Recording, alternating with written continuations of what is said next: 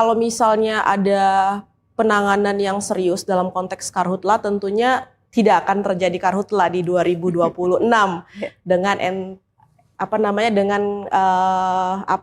dampak yang sangat besar saat ini gitu. Nah, mungkin yang harus diluruskan itu adalah penanganan dan mitigasi ini tidak hanya dimaknai sebagai tindakan teknis dalam konteks misalnya modifikasi cuaca ataupun pemadaman api secara langsung, tetapi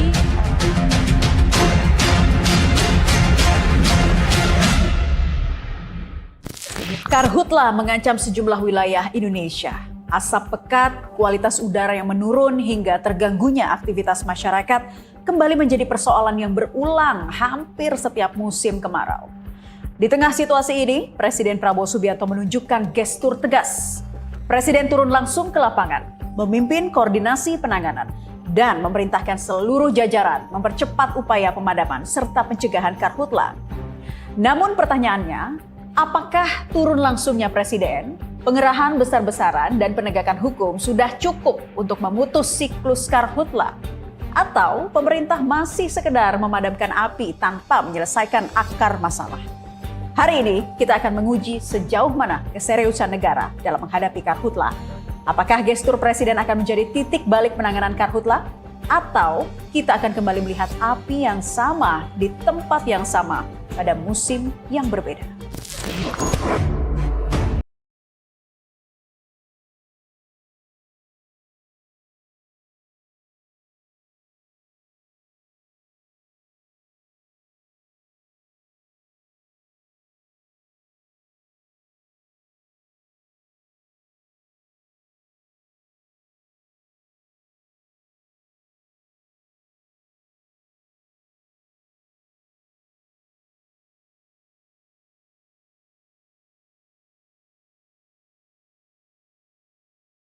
Pertanyaan pertama, saya ingin ke Pak Panggah.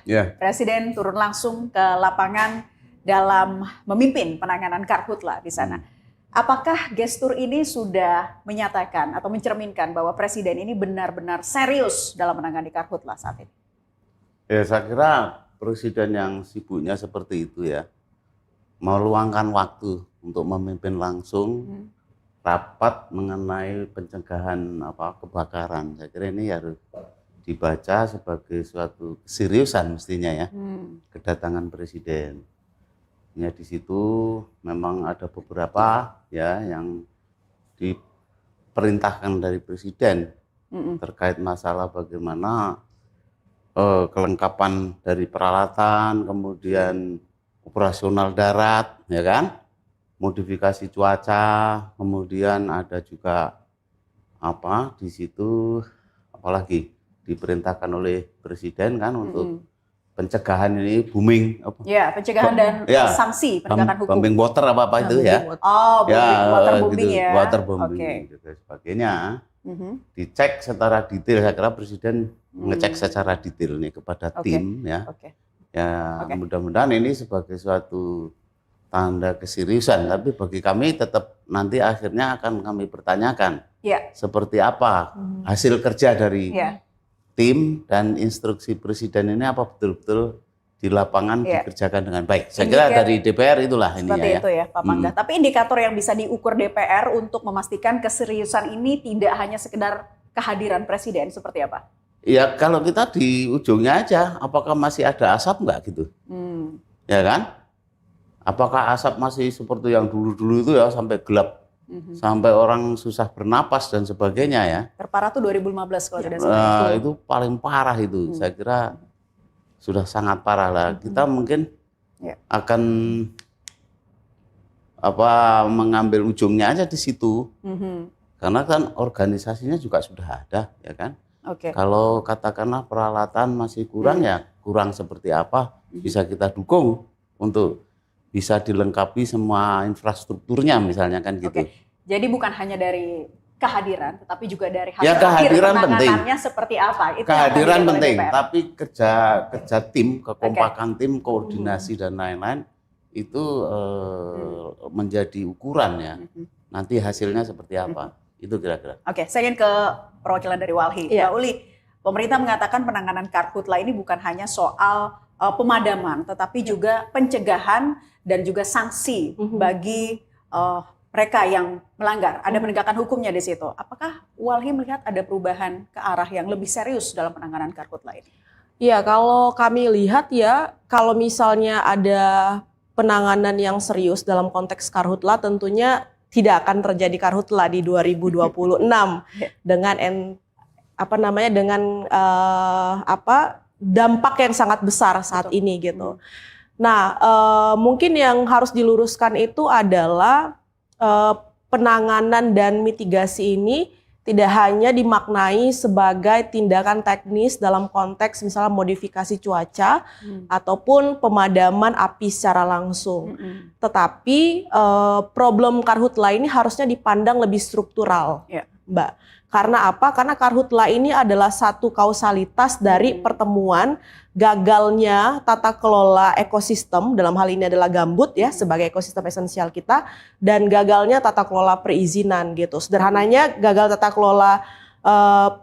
kelola gambut itu salah urus sebenarnya terhadap gambut. Gambut ini kan adalah satu ekosistem yang sangat penting dan genting gitu, sehingga perlakuan terhadap ekosistem ini harusnya lebih hati-hati. Ketika kemudian ekosistem gambut kita itu dibebani izin ya, dalam hal ini misal dia untuk sawit atau untuk PBPH dengan model-model implementasi perusahaan dengan mengkanal dan lain sebagainya, maka itu menjadi penyebab dari rusaknya gambut. 80% gambut kita itu dalam kondisi rusak saat ini gitu.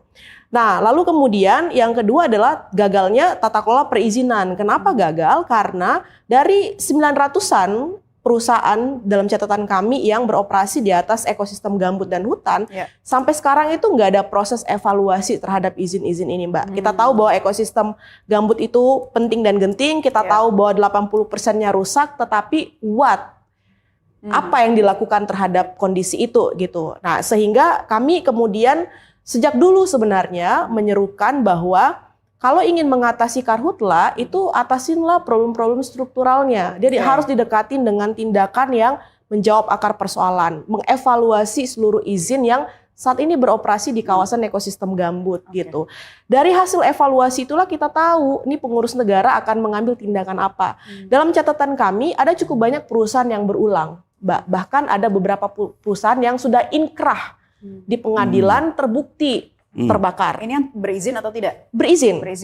Misalnya satu perusahaan di Kalimantan Tengah, Arjuna Utama Sawit, diputus inkrah bersalah, terbukti membakar di tahun 2022. Ada sanksi pemulihan dan setahu kami sampai sekarang belum dibayar. Ada miliaran, ratusan miliar ya yang belum dibayar dan belum ditagihkan. Dan pada saat ini terbakar lagi gitu. Sebelumnya juga 2023 terbakar lagi.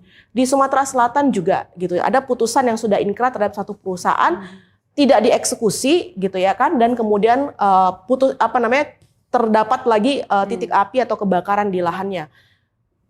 Lebih banyak lagi perusahaan yang terbakar mulai dari 2015, 2016, 2023 sampai 2026 gitu. Nah, ini kan sebenarnya harus dibaca sebagai satu kebelum maksimalan untuk menjawab ya akar persoalannya gitu. Nah, itu yang sebenarnya kami dorong untuk dilakukan gitu. Karena kalau tindakannya hanya untuk kemudian melakukan modifikasi cuaca dan nyuruh orang rakyat barisan paling depan untuk memadamkan api, itu akan terus berulang dan itu bebannya ke negara, ke rakyat lagi.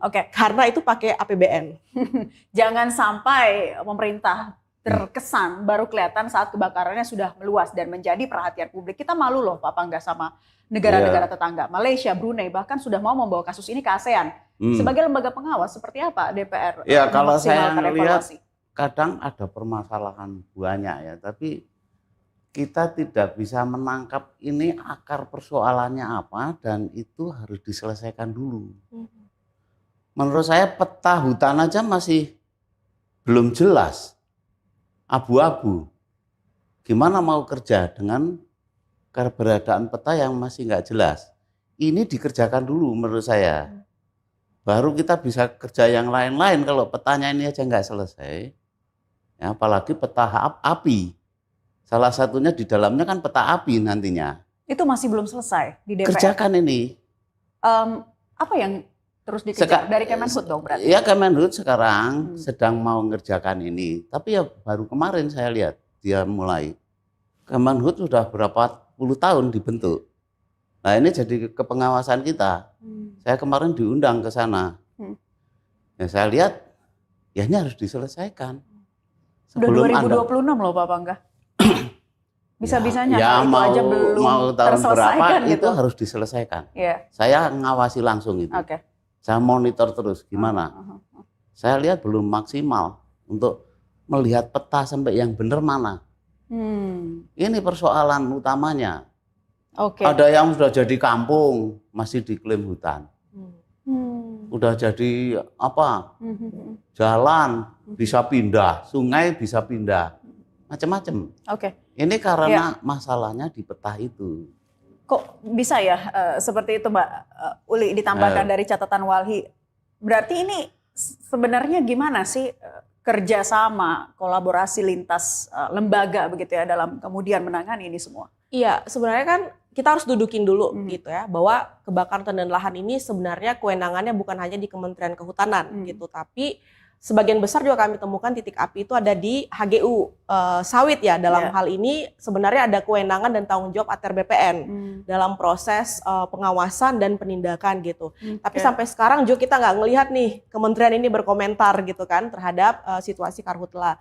Nah, saya balik lagi, kalau kemudian kita sudah sepakat bahwa bukan hanya satu-satunya Kementerian Kehutanan yang harusnya bertanggung jawab, maka kemudian Presiden harusnya juga menagih ya atau menggerakkan kementerian lain dengan semua kewenangannya untuk mengambil tindakan gitu. Itu yang pertama. Yang kedua, problem hutan, kalau kita spesifik hutan ini kan konflik tenurialnya tuh bahkan udah ratusan tahun ya.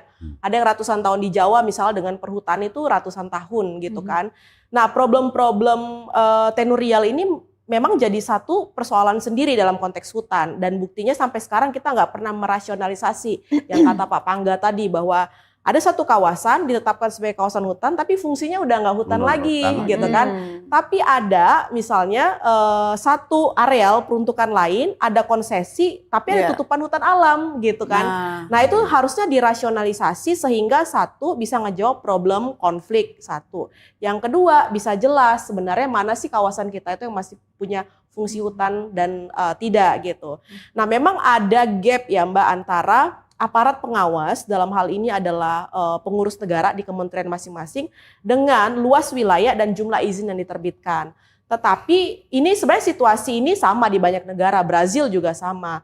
Hanya saja yang membedakan adalah negara lain tuh menjawab gap ini dengan penggunaan teknologi gitu. Nah di kita kan penggunaan teknologinya masih kurang ya Pak untuk menjawab gap tadi itu gitu. Nah saya pikir mungkin ya ini yang harus segera dipercepat tadi, problem-problem soal konflik tenurial, hutan yang nggak jelas di mana, peta tuh ya hanya menjadi salah satu gitu ya kan, dan juga ego sektoral nih, kadang-kadang di kawasan hutan ada sertifikat HGU yang dikeluarkan oleh ATR BPN gitu kan.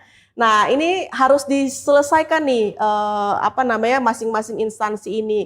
Kadang kita kalau ke Kementerian Kehutanan misalnya ngadu, kenapa nih di kawasan konservasi ada sertifikat gitu ya, kami nggak tahu, itu kan salahnya ATR BPN dong ngeluarin. Kita datang ke ATR BPN bilang, oh ini adanya di Kementerian Kehutanan. Nah itu satu problem tantangan yang sering juga kami hadapin. Gitu. Oke, sekarang kita berbicara soal ketika kebakaran terjadi di wilayah konsesi, Pak Pangga. Seberapa besar tanggung jawab perusahaan tentunya dalam memastikan arealnya tidak terbakar, dan sejauh mana DPR mendorong pemerintah untuk bisa memperketat pengawasan terhadap konsesi?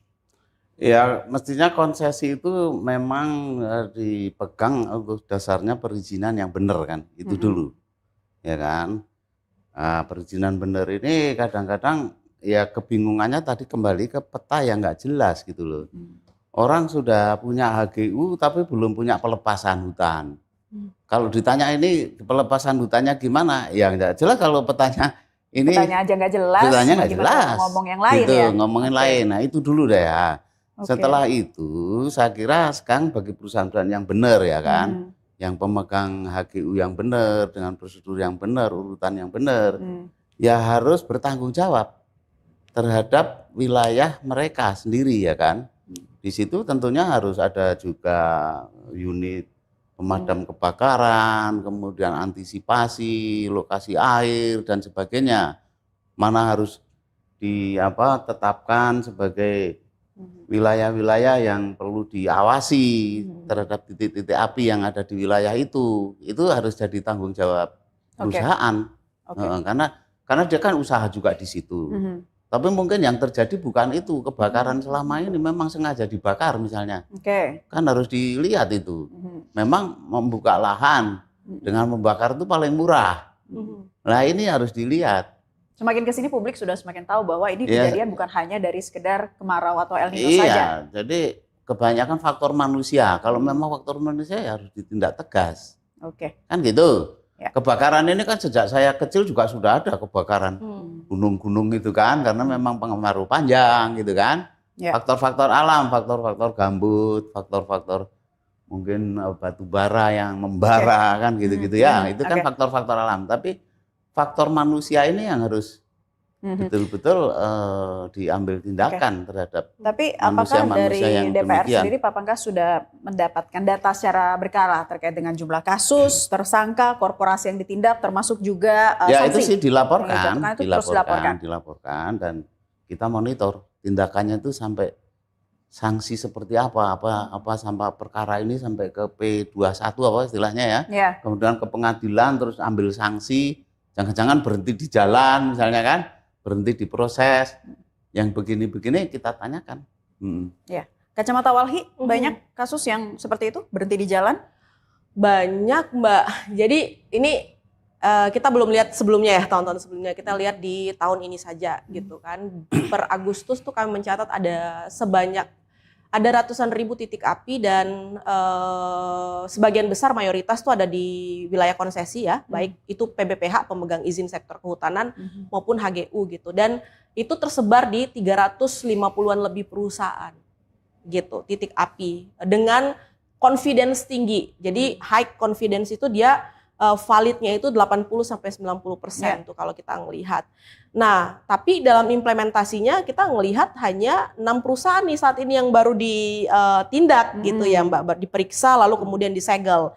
Nah, penyegelan ini sebenarnya bukan sesuatu hal yang baru. Setiap ada kebakaran hutan dan lahan juga kementerian menyegel gitu. Tapi pertanyaannya pasca nyegel ini apa yang dilakukan gitu kan? Apakah kemudian dia diikuti dengan evaluasi, lalu kemudian diikuti dengan pencabutan izin dan penagihan tanggung jawab dari korporasi untuk memulihkan ekosistemnya atau enggak. Karena sebenarnya semuanya itu sudah diatur secara jelas di dalam perundang-undangan kita, PPLH misalnya, bahkan tidak perlu dibuktikan ya, pendekatan strike liability itu nggak perlu dibuktikan apakah dia sengaja dibakar atau terbakar gitu, pasal 98 dan 99. Ketika ada asap dengan melampaui ambang batas baku mutu, maka itu sudah bisa sebenarnya dijerat gitu kan. Itu yang pertama. Yang kedua, memang di dalam Undang-Undang Kehutanan kita juga jelas. Di dalam peraturan Permen ATR BPN tahun 2016 juga jelas. Perusahaan yang ada terbakar lahannya di atas 50%, maka izinnya dicabut. Kalau dia kurang dari 50%, izin yang wilayah yang terbakar saja yang dicabut. Jadi sebenarnya kita nggak kekurangan ya. Aturannya sudah kuat, begitu lengkap. Tapi implementasinya ini, makanya kami sebut sebenarnya tindakan politiknya yang kurang gitu.